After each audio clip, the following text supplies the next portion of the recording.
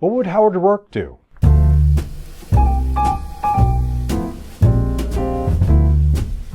This year marks the 77th anniversary of the publication of The Fountainhead by Ayn Rand. I first read this epic tale about the architect Howard Roark when I was just 15. Roark's quest to achieve something worthwhile with his life left an indelible impression on me. Like all of Ayn Rand's novels, there is something eerily familiar and modern about Howard Roark's struggle, and plenty of lessons if you're looking. Here's some that helped guide me through life, particularly when things got tough.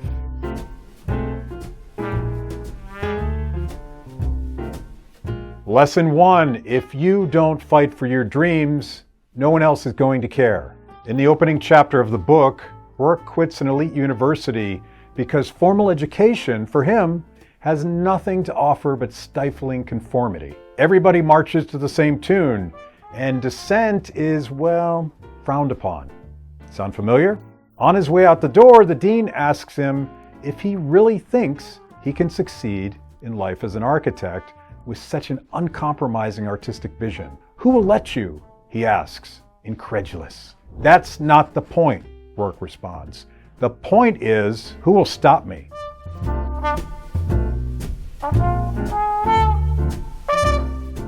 Lesson 2, seeking the approval of others is no substitute for knowing what you want. One of my favorite passages in The Fountainhead is one that I taped to my dorm room door in college. It's a particular exchange with Peter Keating, a fellow aspiring architect who, though really good looking and popular among his classmates, lacks any sense of personal dignity and self-respect. He is deeply envious of Roark's artistic vision and willingness to buck the system. Still, craving Roark's approval, Peter asks for career advice. If you want my advice, Roark responds, you've made a mistake already. By asking me, by asking anyone. Don't you know what you want? How can you stand it not to know? Now, I definitely didn't know what I wanted to do with my life when I was in school, but I looked at that quote every day, every time I opened that door, knowing that the burden was on me and me alone to figure it out.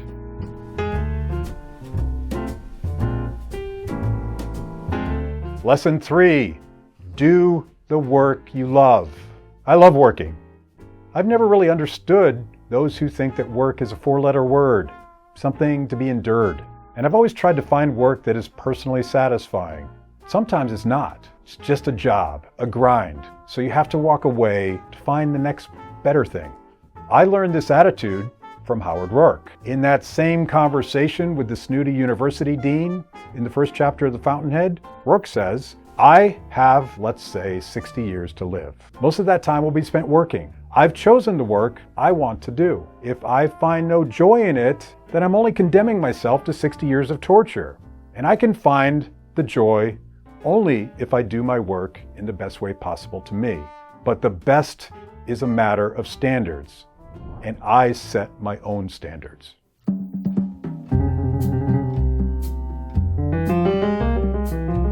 Lesson 4, being an innovator won't necessarily make you cool. Howard Roark's speech to the jury is one of the greatest defenses of creative integrity and disruptive entrepreneurship that I have ever come across. But it comes with a warning. Throughout the centuries, Roark tells the jurors, there were men who took first steps down new roads armed with nothing but their own vision. Their goals differed, but they all had this in common, that the step was first, the road new, the vision unborrowed, and the response they received? Hatred. The great creators, the thinkers, the artists, the scientists, the inventors, stood alone against the men of their time. Every great new thought was opposed. Every great new invention was denounced. But the men of unborrowed vision went ahead. They fought, they suffered, and they paid. But they won. So you may have to make a choice someday between being cool and popular or doing the thing that really matters to you. It's okay to take your own path.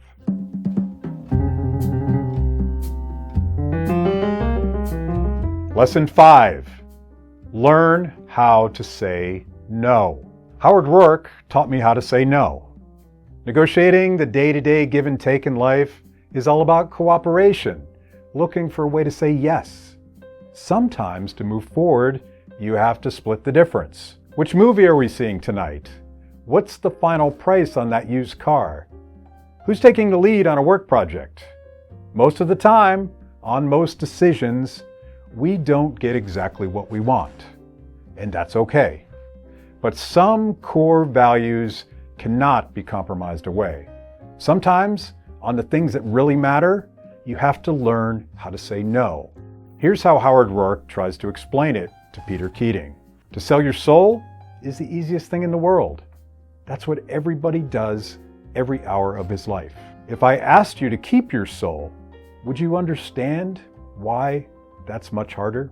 This lesson has served as a kind of intellectual armor for me, living and working in Washington, D.C. for my entire career. In this town, your soul is a medium of exchange, and it's a seller's market.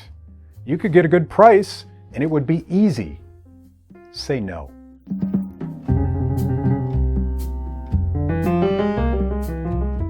Lesson 6. Never disappoint your 16-year-old self.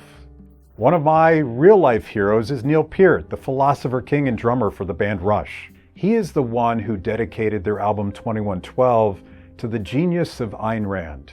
If you watched the recent documentary of the band's final tour, Time Stands Still, you can get a sense for who he was, struggling at that point to perform the insanely muscular and complex drum parts that made him one of the greatest drummers in the history of rock.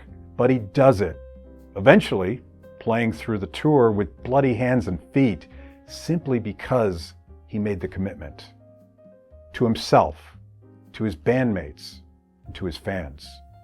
Like me, he discovered Howard Roark and The Fountainhead when he was in high school, and it provided him with a few moral guideposts and a roadmap for a life well lived. It's about being your own hero, he told Rolling Stone. I set out to never betray the values that 16-year-old had, to never sell out, to never bow to the man. A compromise is what I can never accept. Howard Roark's struggle to create something beautiful taught me to believe in myself. I've tried as best I can to never betray the idealism of my youth. So, what would Howard Roark do?